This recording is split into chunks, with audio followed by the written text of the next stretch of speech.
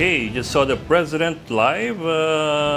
Number one, to dispel. On an unscheduled press conference to dispel rumors about his health. Sabi niya mag-gym tayo. Mas magaling pa daw siya mag-weights. Sabi niya, gusto niyo mag-army dozen tayo, which is...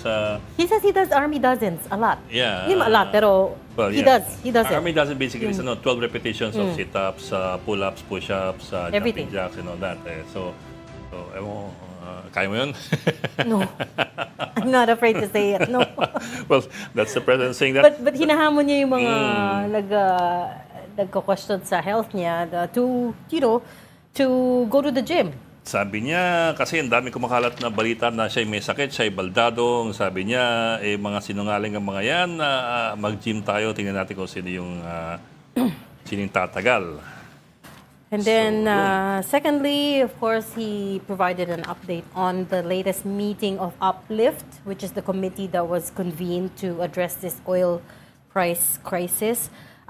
First thing he announced was binawasan ang buwis ng petrolyo. That means they took out excise taxes on LPG and kerosene, but they did not take out excise taxes on diesel and gasoline. Or at least they have not yet announced it.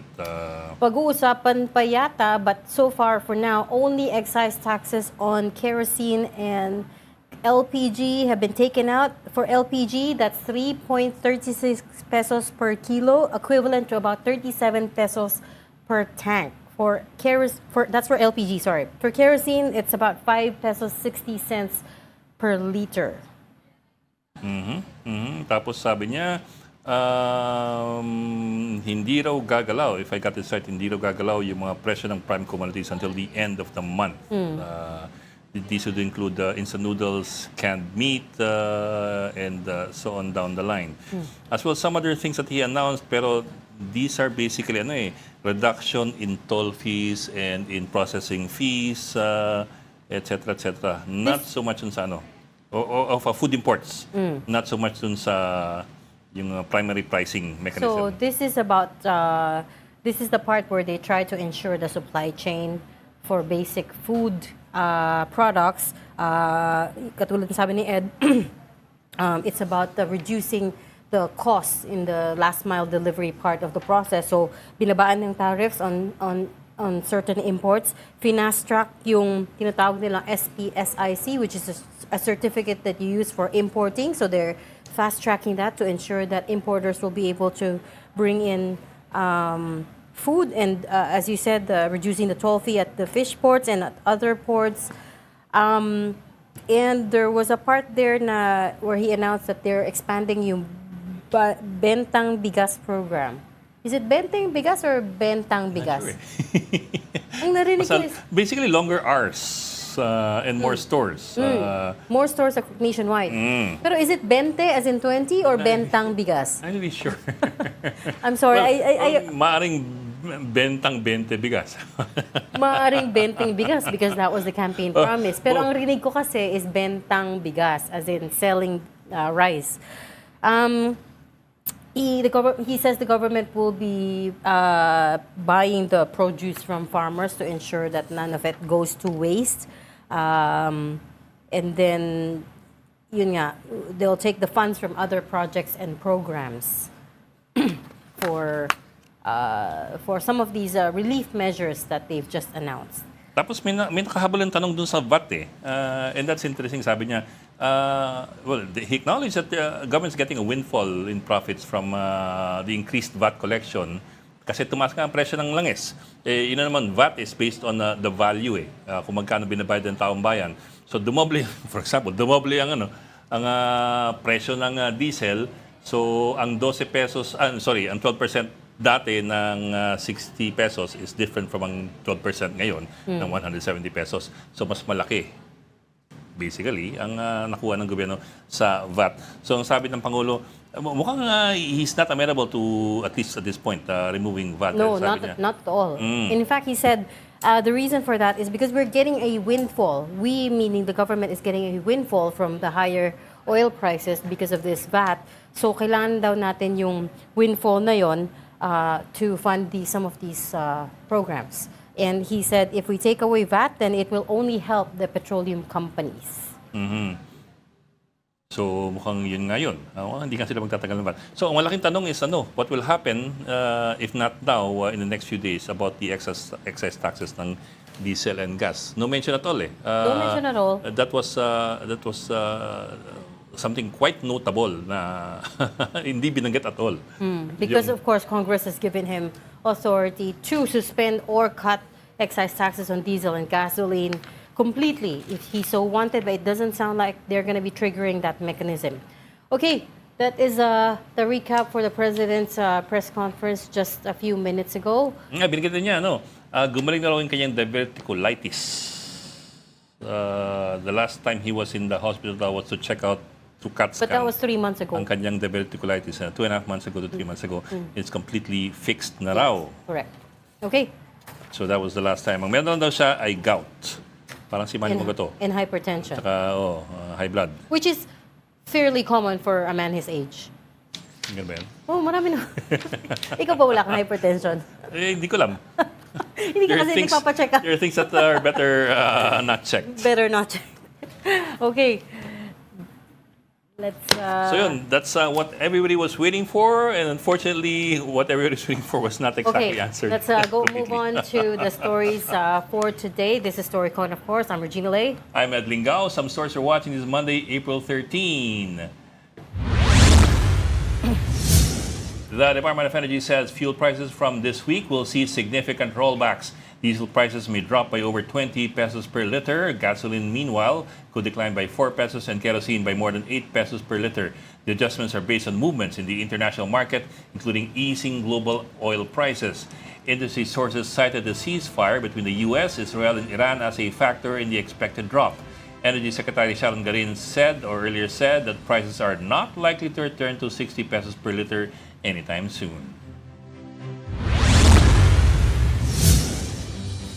Energy Secretary Sharon Garin said the Philippines has sufficient oil supply as long as the country is able to meet international prices. Garin told the Senate Protect Committee that current inventory stands at 54 days for gasoline, 48 days for diesel, and 36 days for LPG. She said oil companies continue to hold existing contracts with traders and refineries while stocks, in-transit shipments, and purchase orders are being closely monitored. At the House of Representatives, Energy Undersecretary Alessandro Sales told a committee hearing that a best-case scenario could see diesel prices falling between 75 and 90 pesos per liter. However, he noted that this would depend on a long-term ceasefire in the Middle East and the repair of damaged oil infrastructure, which could take months. The Department of Energy has reportedly warned oil companies of possible legal action if they fail to implement government-mandated fuel price rollbacks. Energy Secretary Sharon Garin issued a warning during an emergency meeting over the weekend. Garin said non-compliance may lead to show-cause orders and sanctions under EO 110. Another agency, the Department of Economy, Planning and Development, or DepDev, is recommending targeted subsidies instead of universal cash aid amidst the ongoing oil price hikes. DepDev Secretary Arsenio Balisacan said directed assistance to vulnerable sectors is more efficient and more fiscally sustainable for the government.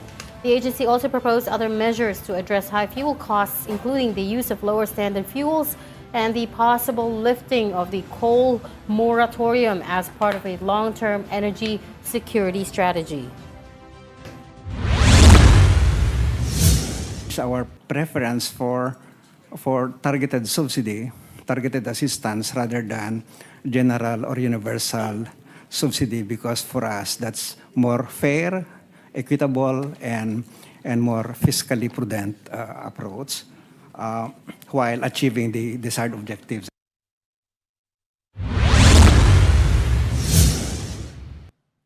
French ambassador to the Philippines, Marie Fontanelle, said the signing of the Visiting Forces Agreement between France and the Philippines marks a major step in strengthening defense and security cooperation between the two countries. The agreement was signed in Paris on March 25, 2026, following 2 years of bilateral negotiations between the two governments. strategically, we want to engage more together, France and the Philippines, and to gain what we call, and what Minister Lecornu called at the time already, strategic intimacy. And gaining strategic intimacy is also getting to know one another better on our foreign and defense security policies. So the VFA is one aspect of this first priority of the letter of intent. Can you translate for us? Was that in French or was it in It's in English, in except incidental? we couldn't hear very well because of the audio wasn't great. But suffice to say, France is very proud of this SOVFA that it signed with the Philippines. This is the first for the Philippines with the EU, Oh, with the European Union. country. Mhm. And joining us today is Torcon's resident political pundit, Tito Raul Llamas, who joins us, I think, via Zoom. There you go. Si Tito Raul ay bumabiyahe. Yes, naalala ako. Saan biyahe mo? Dito sa Pangasinan, sa simbahan. Dami mong pera panggas, ha? Bishop Sok Villegas. Hindi, sinundo lang ako. Mushus. Dito yung sasakyan ko. Ginarahe ko na. Mukhang pick up yung sakay mo eh. Okay, sige. And from the Philippines, sir, we've got Editor-in-Chief, Amy Nagbabalik. Pantuan. Hi, Amy. Welcome back. Hi everybody, and happy Monday. Mukhang Welcome. Wala akong makita ng ano dito. isang linggo si Amy nakapagpahinga. Oo nga ngayon puro bad news ano. Isa lang ang iniintay na announcement diyan kay President Marcos today, ang excise tax ng gasolina. Eh, hindi binanggit. So apparently, hindi ginawa. Hindi binanggit. Binanggit Sinabi siya. pa You know niya, what? mukhang walang pag-asa yung VAT. Yes, correct. Walang pag-asa yung VAT. Mukhang hindi na At matutuloy least inamin, mukhang hindi Pero na sinabi at least kasi niya, inamin na Ami, ano, they want the windfall ano. Sinabi niya, Ami, may cost Kahit benefit. maghirap-hirap lahat ng tao, basta meron silang taxes. Saan kaya gagamitin, Ronald, yung taxes na yon ano? Sabi niya, Ami, Hindi meron silang nakaprogram. cost benefit. May cost benefit study daw sila. Sana mabigyan. Nakita niyo ba lahat ng pila ha sa paggamit niyang mga ano, yung mga subsidy nila? You will have to wait one day to get kung ano man yung subsidy na yan. Pati yung pila ng bigas na 20 per kilo na bigas eh. Tingnan niyo yung pila. Hindi totoo yun, Ami. Hindi raw tumaas ang basic commodities. Hindi daw tumaas eh. Nag-grocery ako Subsidized kahapon yung eh. bigas eh. Nag-grocery ako kahapon, namalengke ako, tumaas na eh. Tumaas na. nag-umpisa Pero sabi niya, aakyatan na. pero sabi ni Presidente, may cost-benefit analysis sila na kumpara sa pagtanggal ng IBAT at dun sa windfall, mas malaki daw ang ganansya ng tao. Maganda siguro na mapakita kay Reg yung cost-benefit analysis na yon para ma-deconstruct ni Principal kung ano ba talaga yung cost-benefit na yon. Dahil Okay. hindi naman natin nakita eh. Okay. So yung the way to look at it is, if the system were functioning in a perfect system, totoo naman na you don't want to touch the budget too much kasi we will end up paying for it later on. Meaning, we'll end up paying for it through more taxes. If you overspend now, totoo naman, it will blow a hole in the budget. So, mali talaga yung fiscal space natin. That's in a perfect system.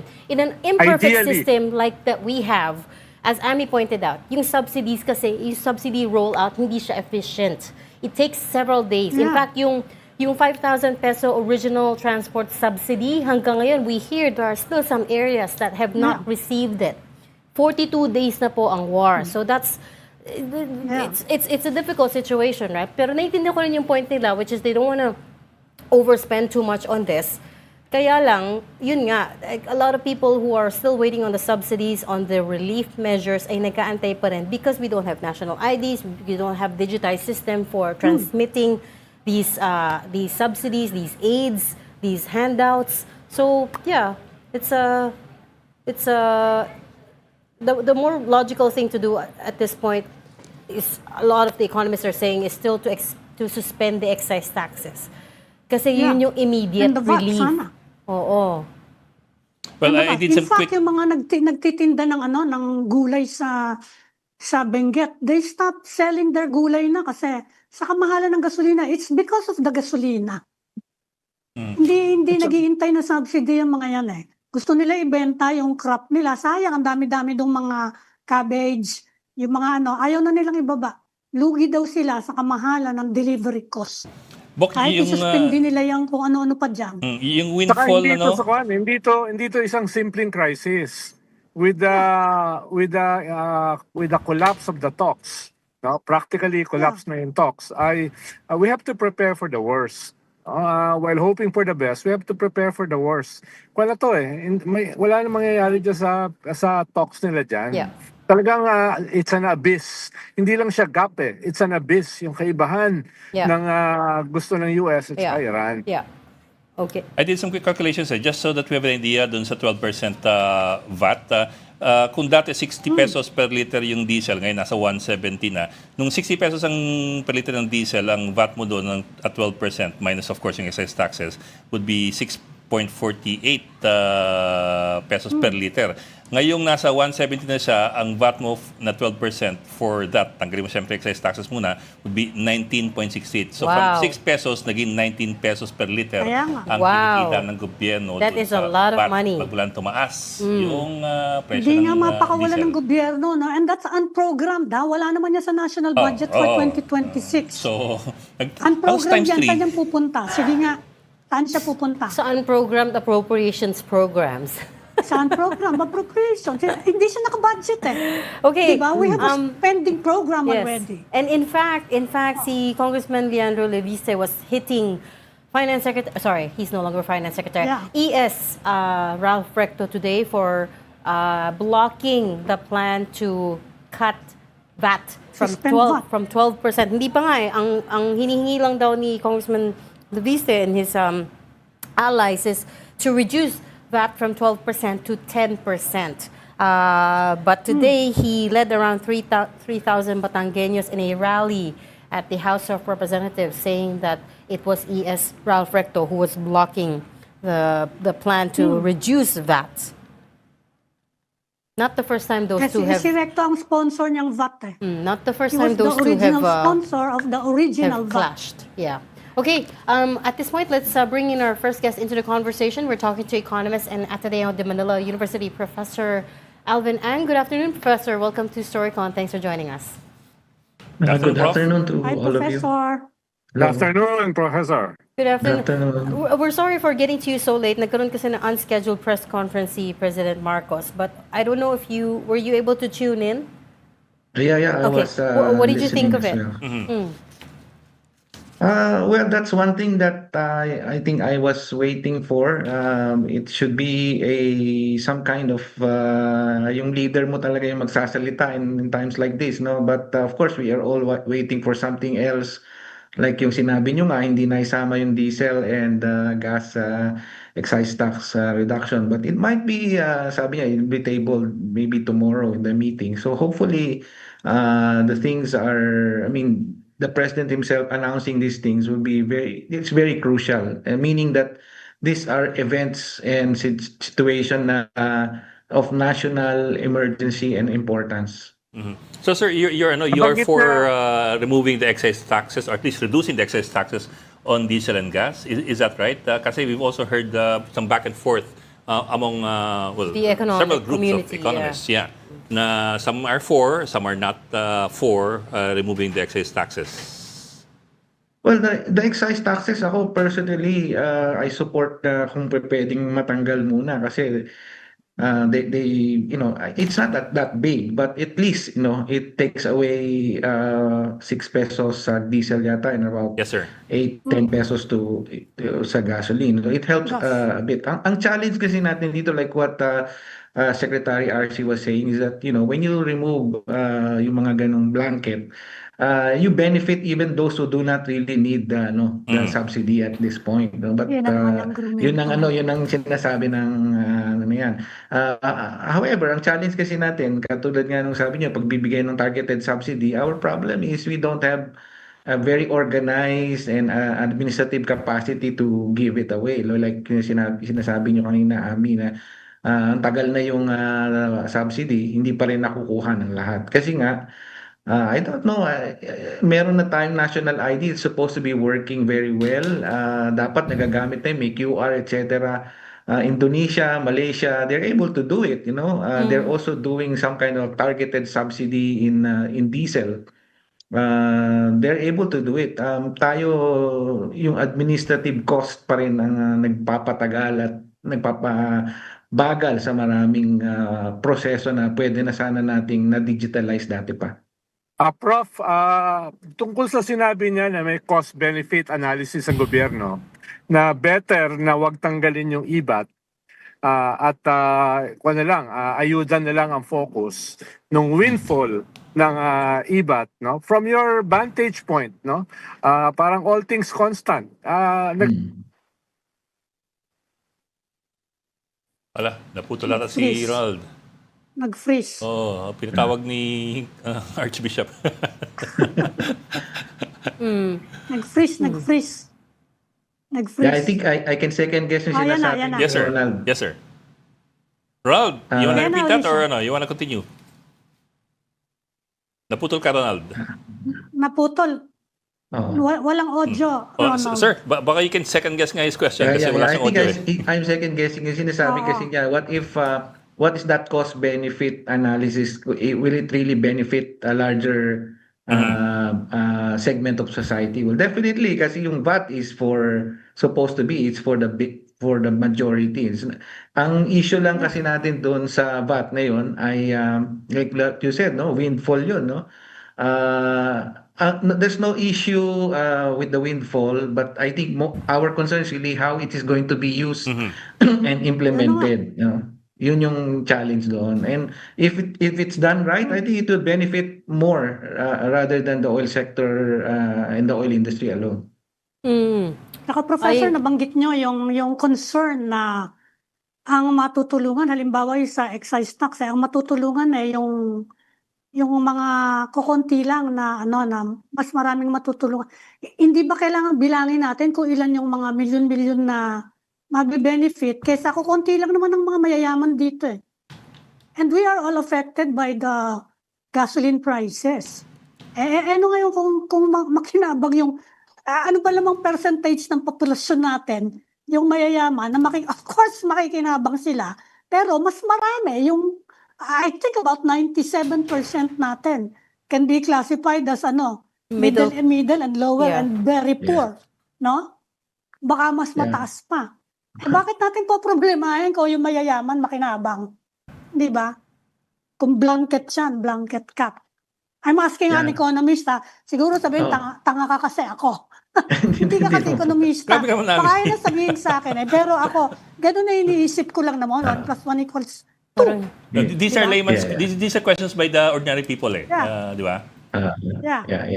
Yeah. Oo. Yun nga, well, pag ganun ang magiging approach natin, so pag mga blanket, kasi madali pag blanket eh, no? The administrative cost is very low, almost zero, tanggalin mo lang. Ang implication Yeah, lang so nga efficient yan eh. Oo, madali. Ang challenge nga lang doon, yun nga, yung mga ayaw mo naman bigyan na yung hindi nahihirapan makikinabang pa doon sa ano na yon, sa proseso na yon. So, one way of doing it actually, yun na nga, is sana nga na-digitize na yung maraming bagay sa atin. And that helps very easily to do these things. Yung percentage na sinasabi mo, Ami, maliit nga, pero they can demand for more, you know? Imagine, yung tinanggal mong 10 pesos, nagpakarga sila everyday ng full tank. So, nawalan din yung kakayanan ng mas maliliit na ang kaya lang nila Sana hanggang mapupunta yung 200, everyday na yung 200. full tank. Yun ang magiging implication no. So, yung may more purchasing power will maximize it. At yung mga ordinary na kukunti lang na nakaramdam ng relief, but they cannot maximize it because they don't have the purchasing power like those smaller number of people but have more power, more purchasing power to buy more. Yun yung logic ng wag mong ibigay sa lahat. Yun. you know what? To be honest, I'm still... to be honest, I don't know why we're still debating this. Day 44 na ng war today. Yeah. Today is day 44. No. And we started No one talking. is getting relief. We started talking about this within the first 2 or 3 days Yeah. that the U.S. and Israel bombed Iran about the suspension of excise taxes. And to this day, we have no indication whether Malacanang will trigger that mechanism at all. And yet, you're right, Professor, on you wrote a Facebook post that kind of went viral recently, and you wrote that we are now in a Darwinian moment, meaning that this is a new normal. What did you mean by that? Well, this is saying that we are not going back to the pre-attack conditions, which is February 28. No, so even if oil had gone down this week, no, temporary lang yan, like what Ronald also said, that if the ceasefire, even if it holds, we still have to prepare for the worst. You know, it will not go back to that level na 60, 70 like before. In fact, even the World Bank and ADB in their latest economic outlook, I think last week, they were looking at from the average forecast of $70 per barrel, they were saying given na yung plus $20 per barrel. So we're looking at $100 basically per barrel. So where we are right now, so that means this will stay for a long period of time. Plus, the damage in the oil infrastructure in the Middle East is so much. I mean, even if the Strait of Hormuz is open, maglilinis pa yun, no? Tanggalin pa yung mga mines and so on. So, you know, the supply condition is not going to go back to 100%. We're looking at earliest 3 to 6 months.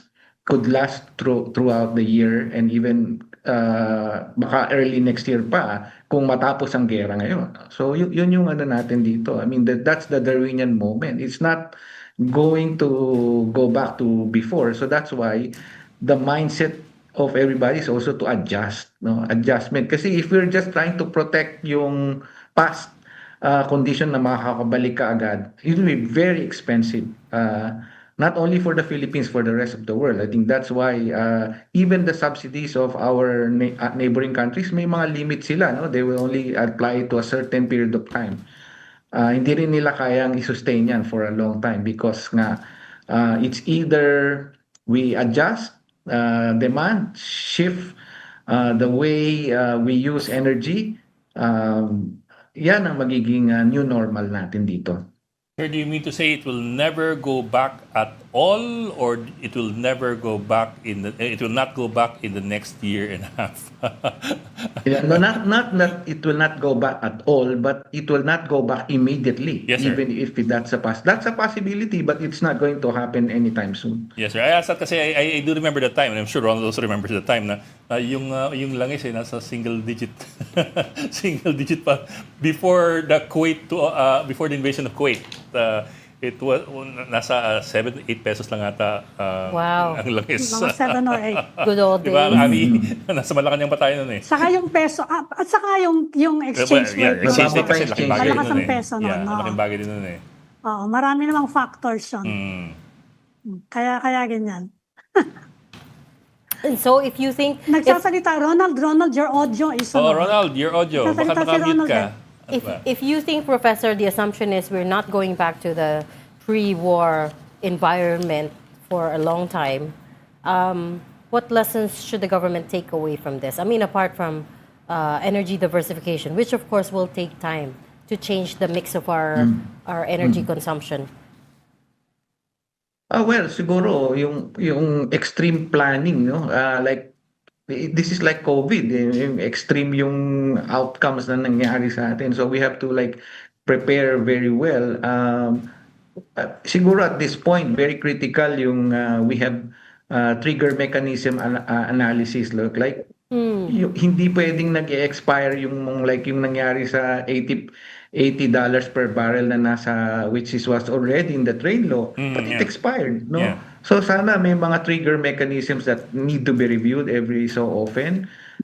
There should be some kind of a tier planning like our neighbor Thailand is doing.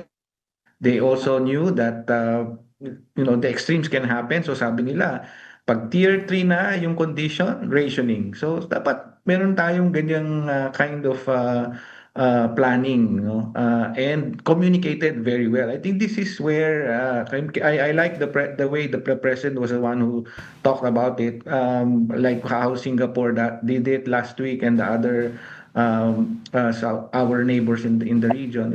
It means that this is something that is very important to the leaders, and it's not just it will just go away. This is the importance of communication and planning, and explaining it very well to the people. Sir, there was some discussion last week dun sa congressional hearings as to whether or not the DOE should be given the power or the authority to put a limit to how much profits the oil companies can be allowed to make, especially during times of emergencies. Of course, you have to balance that with the idea na would an oil company or people investing in the oil company, would they pull out, or will they use that as a hedge to keep government from trying to impose that control? What do you think of that? Firstly, you have to amend the oil deregulation law, and second, there are mechanisms that should be able to do that. Sinabi I listened partly to that hearing. I heard Secretary RC saying that the PCC has the ability to investigate if there's collusion, if there is parang excessive profiteering, pwede rin naman mahanap yun doon, ano? So that means it's a balancing act. It's if either you push them away or you bring them in, di ba? So you have to balance that. So I guess dahil emergency situation tayo, we are all imagining yung abrupt bringing back of things to normal, no? So dapat din, kaya nga sinasabi ko kanina, yung realization that the reality is that Darwinian moment na to. So mag-a-adjust tayo, but at the same time we have to prepare and communicate it very well. So that is a possibility dahil emergency situation. But however, yan ang kailangan lagyan mo ng timeline, no? Until when is there such kind of halimbawang i-control mo yung price na yan. But I mean, at some point in time, kung sumobrang taas, until when mo kayang i-control or sabihin hindi ganyan ang profit nyo, mahirap eh. Easier said than done.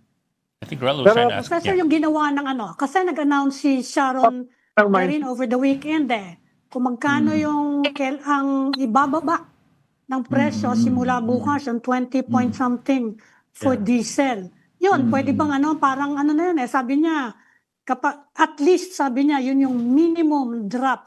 Sabi niya, pag hindi daw sumunod yung mga pwede silang sumabit. Yung ganong approach, parang na yan di ba? Parang medyo may konting price regulation na yan. You think yung ganong approach pwede? Parang moral suasion basically yun kasi technically I think the oil companies can argue, no? They can set their own price. Ang kaya lang dahil the government, even the president announced it, so you kind of have like a range na hindi ka pwedeng lumayo dito, no? So that still does not limit the oil companies or the retailers from setting prices, pero I guess because presidente nagsabi, no, morally suited ka na hindi pwedeng malayo, di ba? So that's one way of doing it, no, without really going into the law and changing things. Di ba, Professor, nakatali yung kamay ng gobyerno? Halimbawa, kahapon, tsaka kanina, medyo galit si Secretary Garin sa mga oil companies. Pero mukhang hanggang galit na lang siya. Wala naman siyang sinasabi na pwedeng gawin yung gobyerno para ma-pressure yung mga oil companies para tumulong dito sa crisis unprecedented na ito. Di ba may problema tayo sa mindset? Dahil yung mga ibang mga heads of state, Singapore, Malaysia, etc., nagsasalita sila, gusto nilang harapin yung crisis from a strategic perspective. Tayo, nandun pa rin tayo sa short-termism Yeah. Sa very tactical. So, katulad ng excise tax, dinesisyonan a month ago, tapos hanggang ngayon, ay hindi pa rin malinaw. Di ma-implement. Gagawin. So, lumulubog tayo doon sa short-termism ng ating mindset. So, hindi katulad ng ibang mga bansa na nagsasalita na strategically. Dahil sabi nga natin, kahit hindi ito babalik sa normal eh. Nagbago na yung mundo eh. Nagbago na yung mundo. Yung normal na iniisip Yeah. natin, hindi normal eh. No? Yeah. Hindi na normal. No? So, kailangan ayusin yung mindset both ng private sector at nung ating gobyerno. Yeah. Agree. But in terms of the measures that you've seen the government roll out, Professor, ano pa ang kulang? What have they not thought about? I mean, you've seen examples from other countries. It's both a targeted subsidies, it's both tax suspensions, it's also, so in some cases, food vouchers. Ano pang hindi natin ginagawa? Basically, meron tayong lahat nun. No? We all have them. But yun nga, I guess, yung the way you roll it out and the way you explain it, I guess yun yung challenge natin.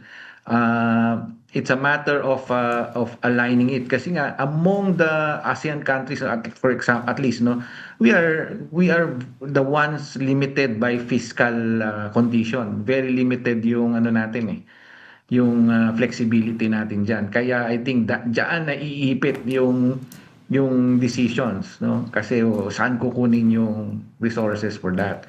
I mean, I was thinking of like for example yung pinagbabasihan ng ating oil prices. That's also a possibility. Tingnan natin kasi weekly yung ating changes based on the means of plot Singapore.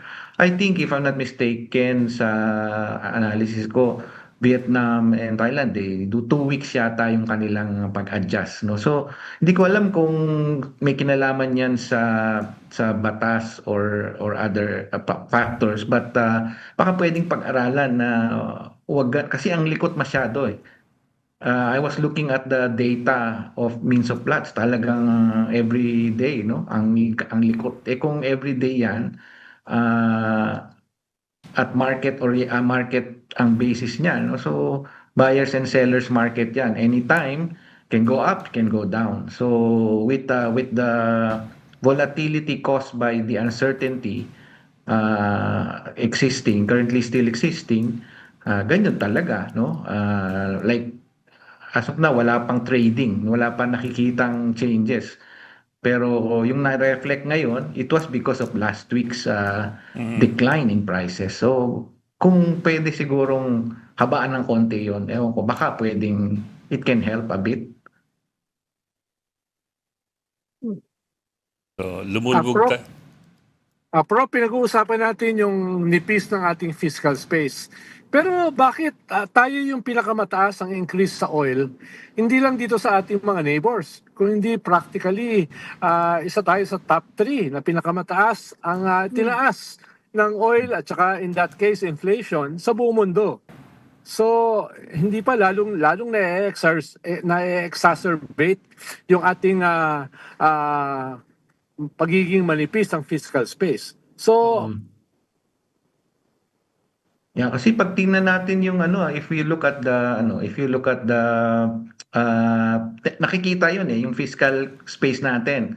So pwedeng nakikita ng mga investors or those looking at the foreign exchange market, for example, that we have very limited fiscal space. So nakita natin yung effect dun sa peso immediately, that the government will not that the government has limited buffers to fight the inflationary effects, no. Kaya makikita mo siya lumalabas siya sa peso, lumalabas siya sa ability natin to buy oil outside. Kaya nga yung isang iniisip ko dun yung MOPS nga, yung averaging kasi tayo isa sa mga mabilis sa pag-adjust sa presyo Kaya it could have been the reason why we have one of the highest increases.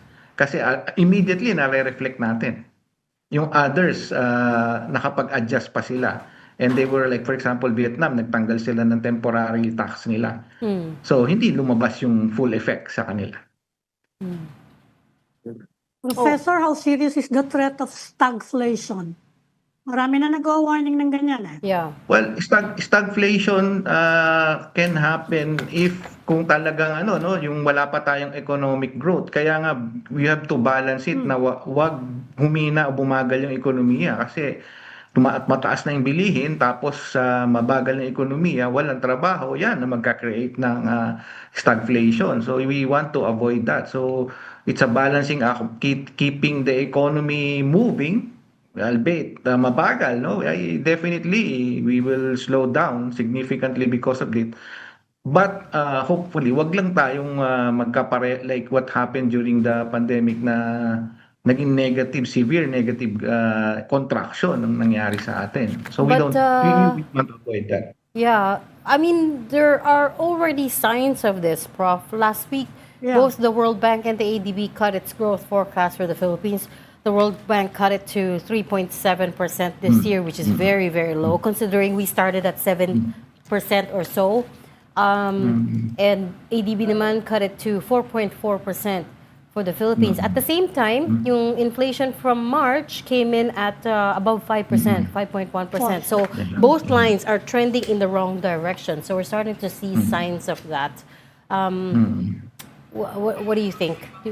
Ano pa yan? I mean, they don't necessarily mean we are going into stagflation. There is just a slowdown. You're seeing a slowdown of the economy, which is normal because of a shock that we are experiencing. The only thing you want to avoid, like I said, is don't go into contraction and a severe contraction, meaning continuous. No, during the pandemic, there was contraction, but the inflation was low. Dahil may mga produkto wala lang pambili yung mga tao. But at this point, our problem is high prices is going in and causing the economy to slow down. So you want to make sure that the high prices, like what the president was saying in his proposed measures kanina, yung mga measures, they're all to make sure that prices don't go up, the supply side don't go up very quickly, or manage availability of supply as well. So yun yung critical elements that I guess if we manage this very well, we will still grow, but substantially slower.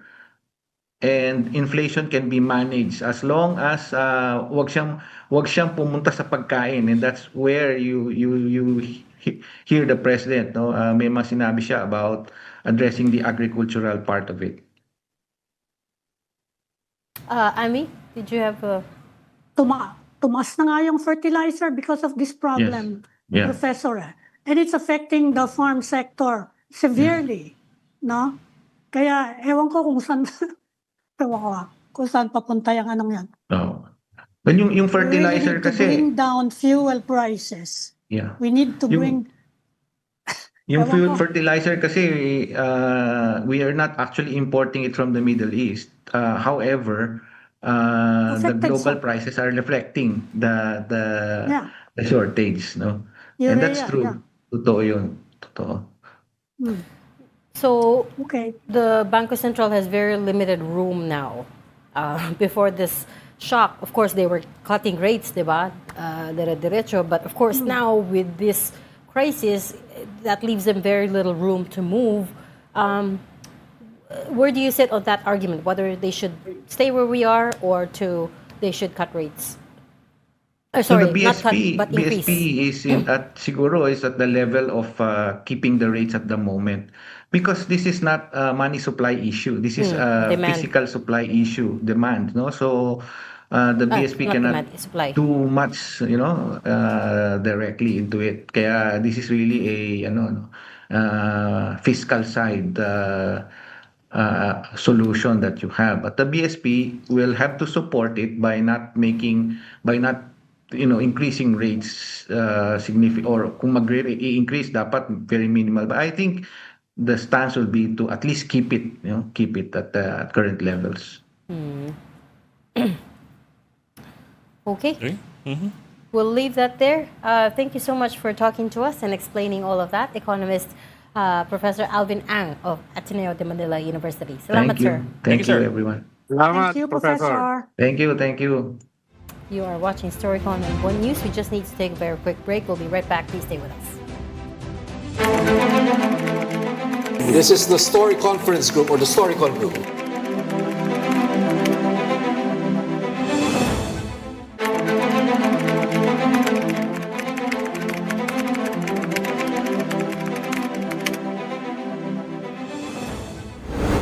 We've got developing news in the stories behind the headlines. Welcome back to Storycon, the Story Conference. I'm Ed Lingao. And I'm Regina Lay. Still with us, Amy Pamintun of the Philippine Star and Ronald Llamas, our resident political heckler who does not have video right now.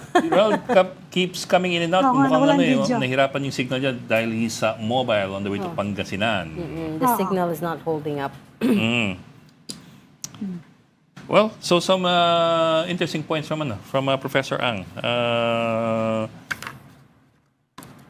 Yun nga, it's But of course, it's a balancing act. Of course, it's a balancing act, and with the economy, naman, almost every decision you make, there's going to be a trade-off. But yun nga, still the same questions about the excise taxes on petroleum, on diesel VAT and too. gasoline, which President Marcos said they will tackle tomorrow, if I understood him correctly. He's meeting the Uplift Committee. This is the committee that's made up primarily of cabinet members. But the interesting thing there is yun nga si Congressman Leandro Levice is accusing E.S. Ralph Recto Yeah. of blocking the VAT reduction or suspension. Sabi ni Ami, that's... Saka may political fallout siya, no? Yeah. of course, sabi ni Ami, that's... Because they promised, remember, lahat tayo umaasa na kahit papano, kahit maliit lang yung excise tax compared to the VAT, at least may konting relief, di ba? It's actually too late na, tas-tas na ng presyo eh. Tapos ngayon, sasabihin mo pa, well, at least nga umamin na windfall yung VAT na 12% and we cannot let go of it. I mean, considering the background of how we spend our taxes, no, medyo masama ang messaging doon. If you think about it, ha? Iisipin ng mga tao yan, how do you spend ba our taxes? Yeah, Di ba? Iisipin na ng mga tao eh. yeah. Saka dati pa, yung labanan dyan sa VAT, 20 years ago, unpopular yan eh. Kaya nga natalo si Ralph Yeah. Recto, Yeah, si di ba, Recto. for the Senate noong Yeah, because of 2007. Dahil lang sabi nila, very regressive yan. Pero yung epekto niyan, mas widespread kesa sa excise tax. Mas marami makakaramdam pag temporarily nilift yan. Yeah. Mas malakas yung tama niya kesa sa excise. No? Kaya yun naman ang sinasabi nila last year pa nung labor at saka capital na baka pwedeng Yes. i-lift muna. Temporary lang naman habang may crisis tayo. Dahil unprecedented naman tong crisis na ito Okay, Bok, cambio muna tayo. We have our Yeah. second guest already on Zoom, si Attorney Raymond Palad, abogado po ng self-proclaimed Duterte bagman na si Ramil Madriaga. Magandang hapon, Attorney Yes. Palad, and thank you for joining us again. Hi, attorney. Magandang hapon, attorney. Sir, baka nakamute po kayo. Nakamute po kayo. Attorney, baka nakamute kayo po. Nakamute. Ayan. Good afternoon po sa mga nakikinig. Okay na. Dati lang po. Thank you. Thank you. We want to ask you, of course, about the latest letter that we understand was written by your client. Pero before that, confirm ko muna, bukas talaga siguradong sisipot si Madriaga doon sa Justice Committee. Is that already confirmed po? Yes po, sigurado po yan na pupunta siya. Huling pag-usap namin nung Sabado po hanggang alas 9 ng gabi. So confirm po na attend po siya tomorrow. Okay. You said before you were worried kasi there were threats to his life. Mula ho nung magkaroon ng additional security yung NBI, naglagay po dun sa second floor, nawala na po yun, no?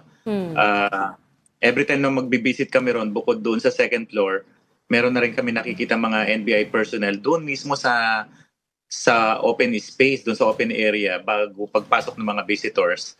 Noong Saturday nga, nakakita pa ako ng mga 3 or 4 na mga NBI personnel po doon. So, na-lessen na po nawala na po yung threat or na-minimize na feeling secured na po siya doon sa NBI. Okay. Zoom in tayo sa sa sulat po ni Mr. Madriaga na I understand kayo po ata nag-release nito. Sir, itong April 11 na sulat niya, it's very interesting reading. But let me confirm some things with you that's written in this letter. So, supposedly, nung November 2021, binanggit ni dating Pangulong Duterte kay Madriaga na tama ba, may kasunduan na sila ni BBM na hanggang 2025 lamang si BBM sa pagkapangulo at take over si Sara. Tama mo intindi ko kasi sabi dito sa mga second to last paragraph, binabanggit na itong whether if the president does not honor the agreement, ibig sabihin may agreement nga daw, maraming mga options on the table including an assault on Malacanang, assassination by poisoning, and so on down the line. These are extraordinary these are extraordinary options that Yes. are written here. Nung as early as October 2025, nababanggit niya na sa akin yung pag-uusap na narinig niya mismo between PRRD and BBM doon sa bahay sa Davao. Nandun siya sa loob mismo ng bahay, nakikinig siya. And binanggit niya na sa akin yan na pumayag na raw si PRRD na, sige BBM, ikaw na tumakbong presidente, pero sa 2025, bumaba ka kung hindi, lalasunin kita. Sabay tawa daw ni PRRD, mga ganong kwento. Noon ko pa naririnig yan, October last year pa. Pero since hindi naman siya hindi siya relevant doon sa issue ng mga usapin na gusto naming ipaimbestigahan sa Ombudsman at sa DOJ, so I decided na hindi na po ipasok yung bagay na yon nung November 29 affidavit na yon. Kaya po yung details niyan, yung lalim ng kwento niyan, sinulat niya ho yan nung April 11, 2026. Ito lang po, Sabado. Nagkaroon siya ng pagkakataong sumulat niyan. Pag may lawyer's visit ho kasi ron, doon lang siya nakakababa at nakakahiram ng ballpen saka ng papel. Bawal ho kasi magtabi ng ballpen ang mga detainee. So sinulat niya po yan. Kanina ko nga rin lang umaga binabasa yung details niyan Pati yung English translation niya. Nakita ko nga lumabas na doon sa internet kanina yung contents. Attorney, clarify ko lang one detail at that time when you were saying that he overheard the conversations between former President Duterte and President Marcos. What was his role? Ano yung official role niya then? Related dyan sa po yan tanong ni Kwan, attorney, related sa tanong ni Reg. Dahil yung kanyang sineshare na information ito sa isang inner core member. So, Tama ano ba po. talaga ang role niya? Siya ba yung pinaka-trusted ng ni Digong, ni BBM, ni Sarap? Paano niya nalaman lahat ito? Paano Malawak usually po yung yung kanyang information para lang sa pinaka-malapit yan pinaka-tight-limit na grupo, no? Ang sabi niya, he was trusted to handle sensitive information, intelligence, counterintelligence. Pag merong gustong pa-background check, pa-imbestigahan si former president, inuutosan siya. Pag gusto ni PRRD na imbestigahan yung mga taong nakapaligid kay Sara, ginagawa niya yon. Ganon katiwala talaga yung dating presidente. Pero attorney, bakit? Ano yung kanyang background? Para siya ay bigyan. Anong capability niya? Ano yung capability? Siyempre, you need a special capability to undertake. Skills. Skills, Relationship. human intelligence Tama na po yan. At Tama yung po yan. connect, Yeah. Ano yung niya? Oo. Ang sabi niya sa akin is that he was introduced by then Congressman Roy Logoles as the number one asset niya sa intelligence because according to him, he trained abroad using fictitious name. Ang sabi niya, he was sent to I think 3 countries, no, to undergo counterintelligence training using other names. Na meron na lang siyang passport, magti-training siya sa ibang bansa. That's why marami ho siyang natutunan sa mga counterintelligence operation. And because of that, isa pa doon yung yung when he was convicted by the RTC before doon sa kasong kidnapping, pinadala siya sa Muntinlupa sa death row. He was given a special mission para daw alamin yung mga persons responsible sa pagkamatay ng isang Amerikano, bata pa ako noon eh. Si Colonel Rowe ba yun? Bata pa ako noon eh. Colonel James Rowe. Oh, James Yes, Rowe. parang 1989, gano'n. I Napanggit think, niya sa akin yung Rowe. So parang binigyan siya ng assignment doon habang nakakulong na i-trace talaga yung mga people responsible sa pagpatay. And he was successful in doing that. So na-impress niya. Kaya nung ipinakilala daw talaga siya kay former president, talagang maganda yung credential niya at pinagkatiwalaan naman po siya. But sir, does he Paano have siya anything... napunta doon kay James Rowe? Ha? I mean, meron ba siyang police or military background? Ang sabi ko nga sa inyo, That's a very sensitive case eh. Ako, natatandaan ko yung kaso yan eh. It's a Edna very Kwan yun. high profile, sensitive case Ah. involving an American citizen at kasama yung US Embassy dyan sa operation dyan. Nakakwan lang. At saka kasama hindi- sila sa intelligence gathering. Saka, Ami, hindi simple yung si Rowe, no? Head yun ng CIA dito Yeah. sa Pilipinas. ano po siya eh? At merong estatwa yun sa Langley. Ibig sabihin, Actually, ano kasama pa yun yun? sa Yeah. legends. He's a former ang- Green ang- Beret, a ang- former POW in Vietnam. Ang assignment Yeah. niya po ron is habang nakakulong doon sa Muntinlupa. Kasi nung time na sentensyahan siya, nasa death row daw siya eh. So, pag nasa death row ka, yung death penalty po yan. So, that time, he was given a special assignment na sabi niya na-accomplish naman daw niya. At bukod doon, marami din siya mga training sa iba't ibang sa security aspects, sa driving, tactical course, and everything. Kaya maganda ho yung introduction na ibinigay ni then Congressman Roy Lagoles nung ipinakilala siya kay PRRD nung 2016 po yun. Pero Attorney, does your client have anything to show in terms of, for example, photographs or anything in black and white to show that, for example, he went to 3 countries nga to undergo training Actually, in wala po. intelligence and to show that he was very, very close. Kasi dun sa kwento, parang sobrang lapit niya kay dating Pangulong Duterte nung siya'y Pangulo pa. Does he have anything to show with regard to that, to show the closeness and to show that, to establish that he was really in the inner circle of the president then? Yung travel po sa iba't ibang bansa, I think sa Middle East yun, wala akong proof yan kasi sabi niya, attorney, hindi mo mabe-verify yan kasi binigyan ako ng ibang identity pagpunta sa ibang bansa ngayon.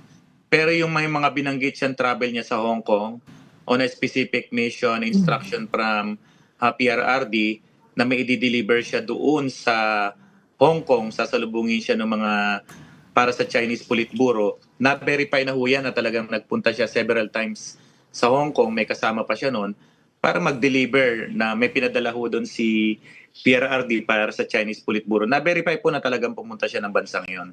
Yung other issues po ng kung may magko-corroborate doon sa kanyang salaysay sa affidavit niya ng November 29, meron hong magko-corroborate niyan in due time, mga testimonial ho, mga living persons na magko-corroborate yung pagkuha ng pera, pag-delivery ng pera, kung sino-sino yung nakakasalamuhan nila like Michael Yang, si Lin Weixiong.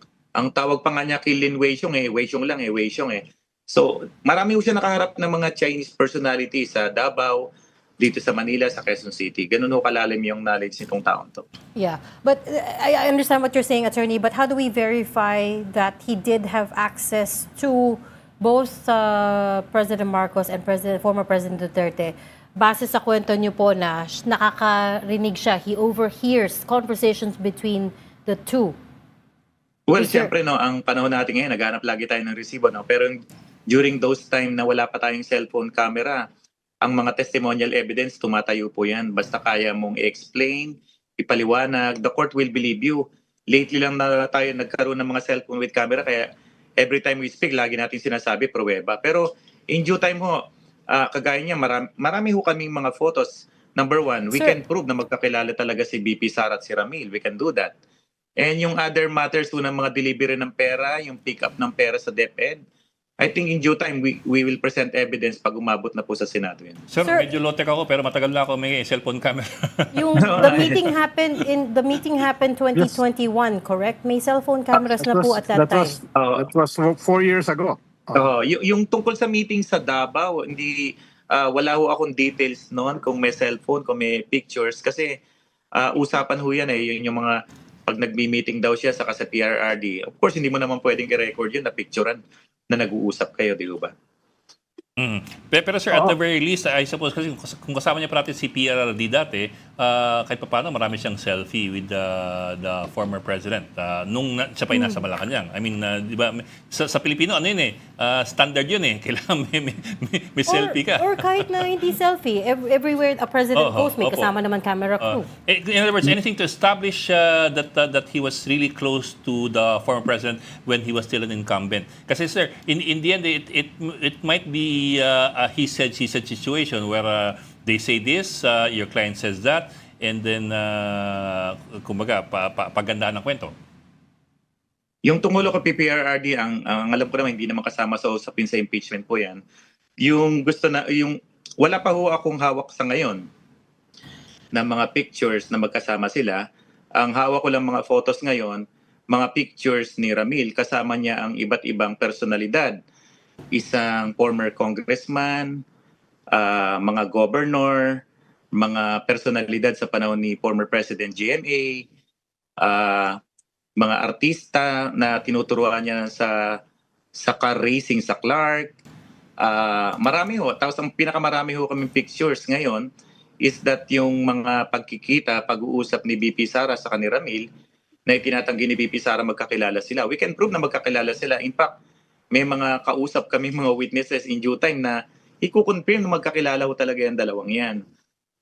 Yung mga relationship, yung mga deliveries ng pera, I think he can prove that po. Attorney, would you know kung anong dating trabaho ni Mr. Madriaga before he became a security escort ng mga Dutertes? Not necessarily security escort kasi pangalam ko meron siyang tinayong sariling security agency. Mula nung makilala niya si PRRD noon noong 2016, ang naging na pura siya rin parang consultant, operation, intelligence. Ang sabi niya Pero before binibigay that, sa kanya. ano po yung trabaho niya? Ay, Ano po hindi yung trabaho niya bago siya nasama kila Duterte camp? Kasi 1996 yung kidnapping case niyang una, nakakulong siya, na-acquit noong 2003, tapos nag-aral ng abugas siya. Ang alam ko po, nagkaroon siya ng security agency, kaya ho maraming baril na nakapangalan sa kanya na lahat lisensyado. Hindi ko po alam yung marami ho siyang pinagtrabahuan iba't ibang government agency, not as regular employee, kundi more on consultant, intelligence operator, and everything, iba't ibang ahensya. At nung magsimula na siya noong 2016, kay PRRD, ang tinatanggap niya daw na sahod noon monthly cash is naglalaro sa 100 to 150,000 monthly. Oh, laki-laki nun In addition po doon sa mga bigay na from time to time million po yung naahawakan niya. So nakita ko po yung mga photos niya kung paano siya mamuhay nung panahon na yon. Magugulat ka sa mga kotse niya. Ang koleksyon niya ng kotse, ang koleksyon niya ng mga motors. Sobra-sobrang pera ang dumaan sa kamay ni Ramil po. Pero Sobra-sobra yun po. nagtataka kami. What qualified him for that? Hindi ko alam, ano siyempre. yung credentials niya? Hindi yung ko alam, credentials pero niya? hindi ko alam kung bakit gano'n ang katiwala. Pero yung sinasabi niya mga perang natanggap niya at kung paano niya ginastos yun, nakita ho namin yung mga pruweba na may mga kotse siyang nagkakahalagang 6 hanggang 7 milyon. Binigyan siya ng motor na worth 6 million. Normal ho sa kanyang bumili ng mga motor na worth 3 million. Lagi pong cash. Ganun ho dumaan ang pera sa kanya. At namuhay po siya na maganda ho talaga yung mga sasakyan niya, yung bahay niya. Ano attorney yung kanyang kaso uli para sa mga nakikinig sa atin? At anong status ng kanyang kaso? Meron ho siyang isinampang kaso noong 2023, July ho siya nakasuhan. Kidnapping, pero nasa prosecution evidence pa, pending pa ho. Yun lang ho ang kaso niya. Wala ho siyang kahit anong kaso na na-convict siya kahit na slight physical injuries. Wala ho siyang conviction of any crime. Tapos yung kaso po niyang kidnapping na na-acquit siya noong 2003, ang ruling po ng Supreme Court doon is this, at the end is, Madriaga should be commended rather than condemned because he was instrumental in the arrest of the kidnappers and the rescue of the victim. So, nasa Supreme Court, nasa SCRA, yung People versus Patano, yung po ang ruling ng Supreme Court. Kaya, malinis po yung pagkatao nito para mabagsagan ng notorious kidnap or ransom. Wala nga ho siyang kidnapping conviction.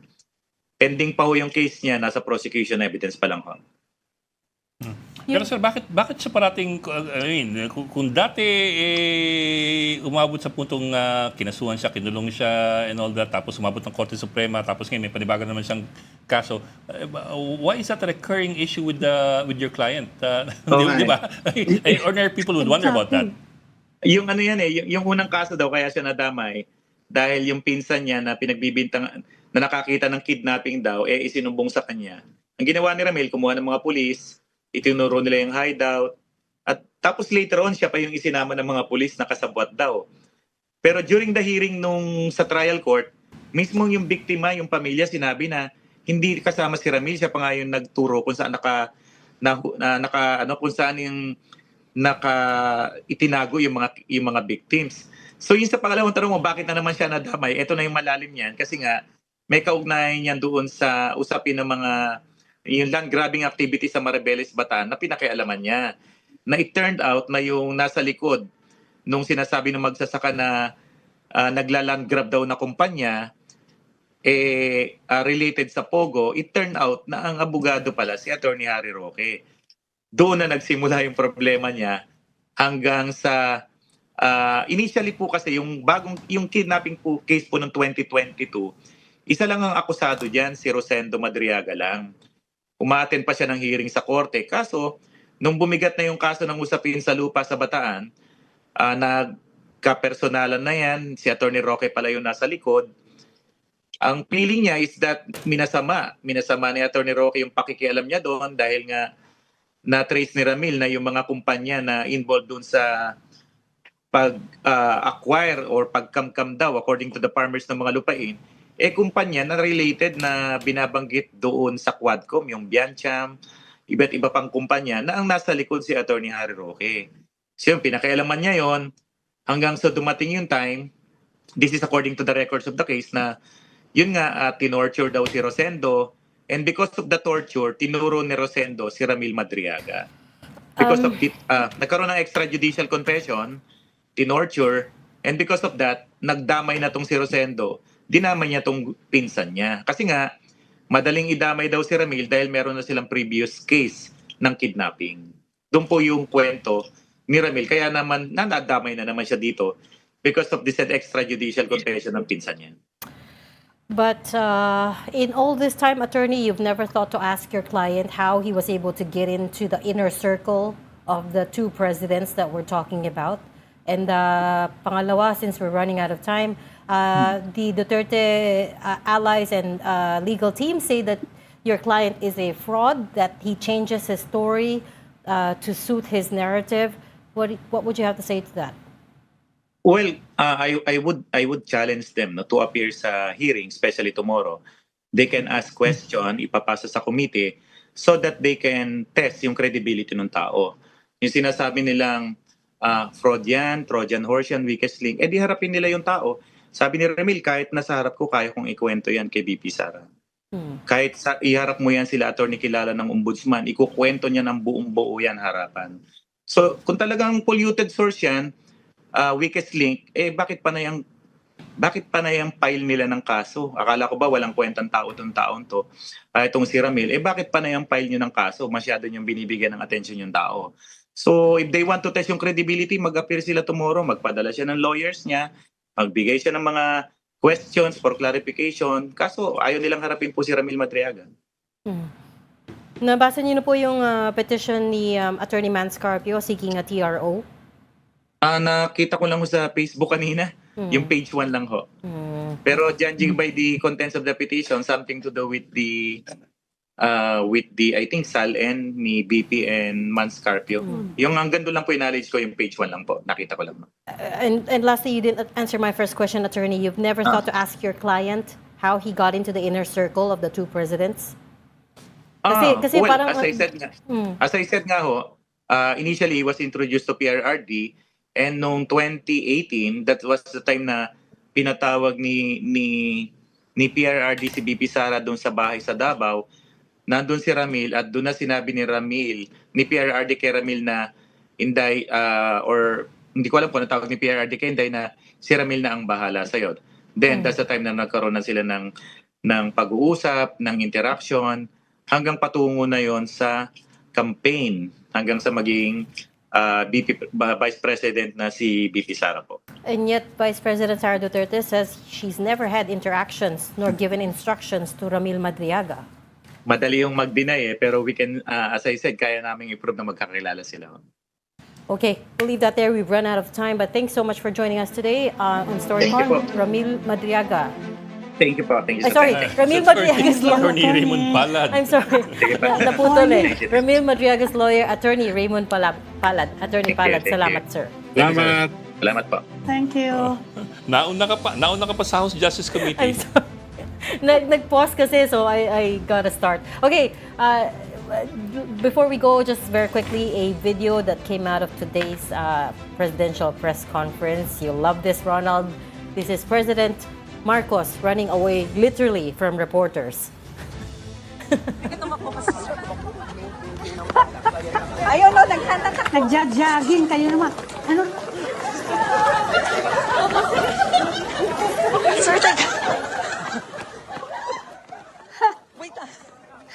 Nagja-jogging kayo naman. Sasabihin dyan ng mga DDS, zombie yan. Oh yeah, and he did that to prove that he's in the pink of health, that he is very healthy, And that he is alive. and that he is Masakit alive. yan sa diverticulitis, ha? Wala, Kailangan niya So, ng painkiller doon. diverticulitis niya na-divert na sa... na-resolve. Ay, Oh, masakit yan, masakit yan. Teka lang, Ed is dying to make that joke. Sige na. Sige na. Sige, tapos na. Nabitawan ko na eh. Na-divert na daw yung diverticulitis. Okay. Thanks so much for joining StoryCon today. Chinese. Slow kayo talaga, mga slow kayo pag Lunes. Ami Comiton, Editor-in-Chief of the Philippine Star, Ronald Llamas, our resident political pundit. Join us again tomorrow, 4 p.m. for StoryCon. I'm Regina Lay. I'm Ed Lingao, kapatid. We are one news, all sides, all the time. This is the Story Conference Group or the StoryCon Group.